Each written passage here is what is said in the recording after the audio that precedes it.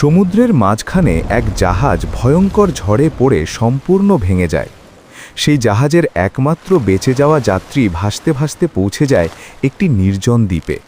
জ্ঞান ফিরে পেয়ে সে প্রথমেই ঈশ্বরের কাছে কৃতজ্ঞতা জানায় তার জীবন বাঁচানোর জন্য।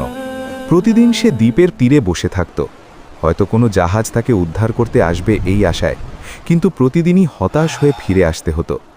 বেঁচে থাকার জন্য সে সমুদ্র থেকে মাছ ধরত, বন থেকে ফল সংগ্রহ করত এবং একসময় নিজের জন্য একটি ছোট ঘর বানিয়ে নেয়। একদিন সে সমুদ্র তীরে তার ছোট চুলায় বা উনুনে রান্না করছিল। তারপর খাবারের খোঁজে একটু দূরে বনে গেল।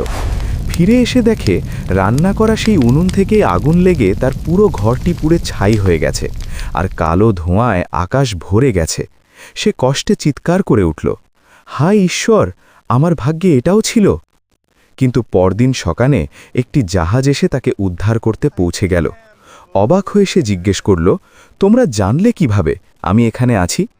জাহাজের ক্যাপ্টেন বললেন, তোমার ওই ধোঁয়ার সংকেত দেখেই আমরা বুঝেছিলাম কেউ সাহায্য চাইছে।